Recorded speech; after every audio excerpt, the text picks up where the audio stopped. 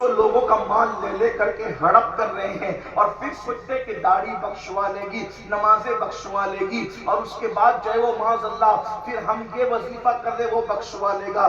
میرے بھائیوں، بخشش اتنی آسان نہیں ہے جتنی لوگوں نے سوچ رکھا ہے، جنت اتنی آسان نہیں ہے جتنی لوگوں نے سوچ رکھا ہے۔ اس لیے تھوڑا سا غور کرو، قرآن کہتا ہے وَلْتَنْظُرْ نَفْسٌ مَا قَدَّمَتْ لِغَدٍ، اس دن کے لیے کیا بھیج رہے ہو، تیاری کرو۔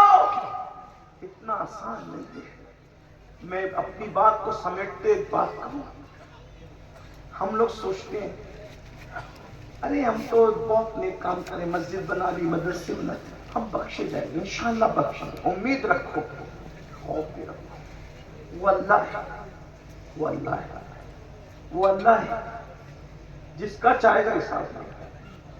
ہم سنیوں کے عقیدے میں نبیوں کے بعد اگر سب سے پاکیزہ، پوتر اور عظیم کوئی جماعت ہے تو ہمارے عقیدے میں اسے صحابہ کی جماعت کہتے ہیں۔ صحابہ جیسے لوگ نبیوں کے بعد زمین پر آئے نہیں، آسمان میں ان جیسے لوگوں کو نہیں دیکھا۔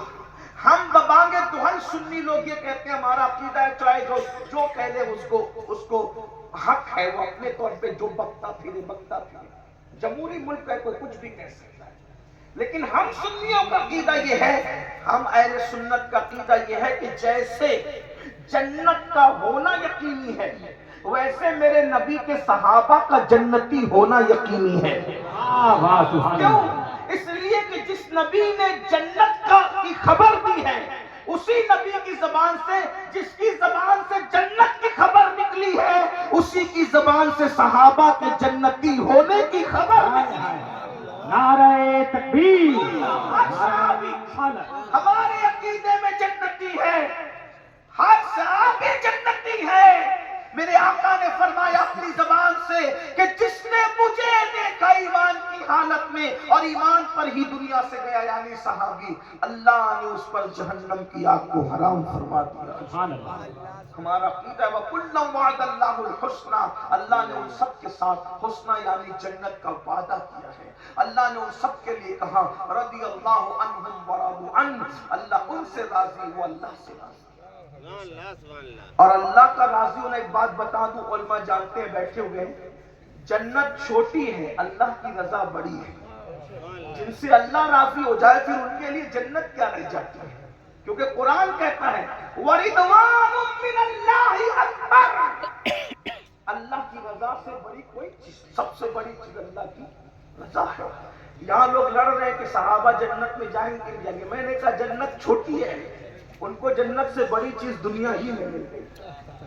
لوگوں کی توجہ اس پر ہے ہی نہیں، لوگوں کی توجہ اس پر ہے ہی نہیں ہے۔ اور جنت میں کہا جنت چھوٹی ہے، جنت میں تو وہ غلاموں کو لے کر بھی جائے گا انشاءاللہ، انشاءاللہ۔ لیکن اب سنو، یہ عقیدہ بیان کرنے کے بعد جو عبرت کی بات ہے، اللہ اللہ ہے، اللہ۔ حضرت سیدنا عبداللہ ابن عمرو ابن عاص، عمرو ابن عاص کے بیٹے حضرت عبداللہ کہتے ہیں کہ سیدنا فاروق اعظم جب شہید ہوئے، یہ بھی ان کی شان ہے، فاروق اعظم شہید۔ فاروق اعظم کون؟ جن کے لیے جبریل علیہ السلام کہا کرتے تھے کہ اگر میں 1000 سال کی عمر لے کر آؤں اور عمر کی فضیلت بیان کروں تو 1000 سالہ عمر ختم ہو جائے گی مگر عمر کی فضیلت ختم نہیں ہو سکتی۔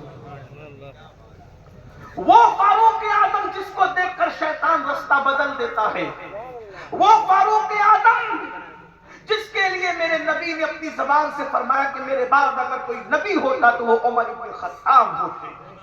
عبداللہ ابن عمرو ابن عاص کہتے ہیں کہ فاروق اعظم جب شہید ہوئے تو میری تمنا تھی کہ کاش میں عمر کو خواب میں دیکھوں اور خواب میں دیکھ کر کے میں پوچھوں کہ عمر، اللہ نے آپ کے ساتھ کیا سلوک کیا وہ مجھے بتائیں، کیونکہ عمر وہ تھے خود فاقہ کرتے تھے، قوم کو کھلاتے تھے۔ عمر وہ تھے جس نے شیر اور بکری کو ایک گھاٹ سے پانی پلانے کا انصاف کا نظام قائم کیا تھا۔ عمر ابن خطاب وہ تھے کہ پوری زندگی میں کبھی کسی پہ ظلم نہیں کیا تھا، ہمیشہ انصاف کرنے والا عمر ابن خطاب، رسول اللہ کا دوسرا جانشین۔ میں دیکھنا چاہتا تھا، خواب میں پوچھنا چاہتا تھا کہ اللہ نے آپ کے ساتھ سلوک کیا کیا۔ عبداللہ ابن عمرو ابن عاص کہتے روزانہ میں رات کو دعا کرتا اللہ امیر المومنین عمر ابن خطاب کی خواب میں زیارت کرا دے تاکہ میں پوچھوں کہ اللہ نے ان کے ساتھ کیا سلوک کیا، کیا سلوک کیا، کیا سلوک کیا۔ ایک دن، دو دن، ایک ہفتہ، دو ہفتہ، ایک مہینہ، دو مہینہ، ایک سال، دو سال، کہتے ہیں 12 سال بیت گئے دعا کرتے کرتے۔ یہ عبداللہ کوئی معمولی آدمی نہیں، یہ صحابی بھی ہیں، صحابی کے بیٹے بھی۔ عبداللہ ابن عمرو ابن عاص کہتے ہیں کہ 12 سال بیت گئے۔ 12 سال بیتنے کے بعد میں نے دیکھا کہ فاروق اعظم چڑھے آ رہے ہیں، بدن پہ جنتی لباس ہے اور ایسا لگتا ہے جیسے ابھی غسل کر کے نکلے، غسل کر کے، ابھی غسل کر کے، لیکن وہ غسل نہیں تھا بلکہ وہ پسینہ تھا عمر ابن خطاب کا، اور وہ آ رہے تھے۔ میں کہا امیر المومنین اللہ نے آپ کے ساتھ کیا سلوک کیا؟ فرماتے ہیں میری شہادت کو کتنے دن گزرے؟ توجہ نہیں سنا میرے بھائیوں، غور سے سنا، غور سے سنیں۔ پھر کہتا ہوں صحابہ جیسی نبیوں کے بعد کوئی جماعت نہیں، اور صحابہ میں بھی صدیق و عمر کے مرتبے والا کون ہے؟ صحابہ میں بھی صدیق و عمر کے مرتبے والا کون ہے؟ شیخین ہیں، یہ امت کے شیخین ہیں، شیخین۔ غور سے سن لیجیے، دھیان سے سن لیجیے، دل لگا کر، اگر اپنی آخرت کا بھلا چاہتے ہو یہی غور کر لینا، سوچ لینا۔ پوری زندگی فجر کی نماز میں کبھی مسجد کا منہ نہ دیکھا اور جنت کا ٹھیکہ لے کر کے بیٹھے ہیں ہم لوگ۔ جمعہ میں 2 رکعت نماز پڑھ کے بھاگ جاتے ہیں اور ہم اس خواب میں کہ مولانا ہمیں جنت میں ملے گی تو کسی ملے گی۔ میرے بھائی، ہم لوگ انسان کی زندگی جینا سیکھیں، مسلمان کی زندگی جینا سیکھیں۔ گوشت مچھی کھا کر کے جینا یہ مسلمان کی زندگی نہیں ہے۔ جمعہ 2 رکعت لگا، 2 رکعت کے لیے ٹوپی پہن لینا یہ کسی کامل مومن کی زندگی نہیں ہے۔ تھوڑا غور کیجئے، سوچئے۔ جو بات چل رہی تھی، وقت زیادہ نہیں ہے، میں اپنی بات پوری کر رہا ہوں، ذرا دھیان سے سننا۔ فاروق اعظم کہتے ہیں عبداللہ تو پوچھ رہا ہے کہ اللہ نے آپ کے ساتھ کیا سلوک کیا، تجھے پتا ہے کہ میری شہادت کو کتنے دن گزر گئے؟ فاروق اعظم سے کہا کہ جی پتا ہے 12 سال ہو گئے۔ فرمایا عبداللہ جس دن سے میری شہادت ہوئی تھی اس دن سے لے کے آج تک اللہ مجھ سے حساب لے رہا تھا اور میں اللہ کو حساب دے رہا تھا۔ تھوڑا وہ ایسا نمازی ہے جس نے رسول اللہ کی ابتدا میں نمازیں پڑھی، جس سے شیطان ڈر کے بھاگ جاتا ہے، جس کی رائے کی تائید میں قرآن کی کم و بیش 22 آیتیں نازل ہوئی ہے، جس کے لیے اللہ کے رسول نے فرمایا عمر کی زبان پر حق بولتا ہے، عمر کی زبان پر قدرت کلام کرتی ہے۔ وہ فرما رہے ہیں، اس کو امام غزالی رحمۃ اللہ علیہ نے بھی لکھا ہے، جو روایت میں پڑھ رہا ہوں۔ 12 سال تک میرا اللہ مجھ سے حساب لیتا رہا اور میں اپنے اللہ کو حساب دیتا رہا، اور پھر کہتے ہیں بالآخر میرے اللہ کو مجھ پہ رحم آ گیا، میرے اللہ کو مجھ پہ رحم آ گیا، میرے اللہ کو مجھ پہ رحم آ گیا، میرے اللہ نے اپنے کرم سے مجھے بخش دیا۔ آج حساب سے چھٹی دی گئی ہے تو تیری میری خواب میں ملاقات ہوئی۔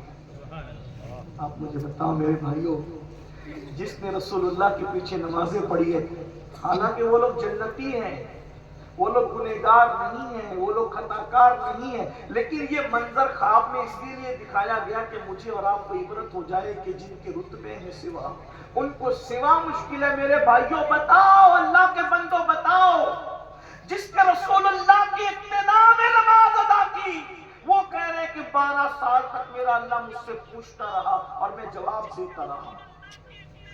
جو لوگ زنا کر کے راتیں گزارتے ہیں ان کا کیا ہوگا؟ جو لوگ سود کھاتے ہیں، وہ سود جس کے بارے میں اللہ کے رسول علیہ السلام نے فرمایا، جس نے سود کا ایک لقمہ کھایا گویا اس نے اپنی ماں کے ساتھ 36 مرتبہ زنا کیا۔ آج سود کے دھندے عام ہو رہے ہیں، ایزی منی کے چکر میں، شارٹ ٹائم میں کروڑ پتی بننے کے چکر میں مسلمان سود کے دھندے کر رہے ہیں۔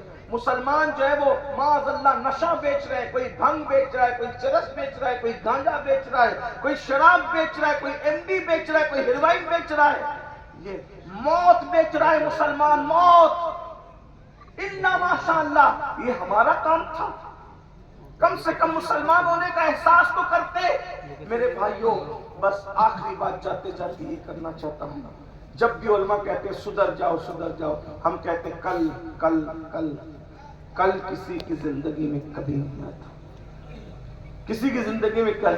شرح الصدور میں علامہ جلال الدین سیوطی رحمت اللہ علیہ نے ایک واقعہ لکھا ہے، بس اس پر بات پوری ہوتی ہے۔ ایک بہت بڑا بادشاہ تھا، امام سیوطی لکھتے ہیں بہت بڑا بادشاہ تھا، بہت بڑا بادشاہ، بڑا تھا، گھمنڈ آ گیا تھا، تکبر آ گیا تھا، بہت تکبر آ گیا تھا۔ ایک دن اس میں گھمنڈ اور تکبر، آج بھی آپ کو بھی تکبر ہے، آج ہمارے بھائی لوگ بھی تکبر، تھوڑا سا مال آ جائے، دولت آ جائے، سگے بھائی کے پسینے سے اس کو بدبو آنے لگتی ہے، علماء کے پسینے سے بدبو آنے لگتی ہے، مسجد اور مدرسے اس کو حقیر لگنے لگتے ہیں۔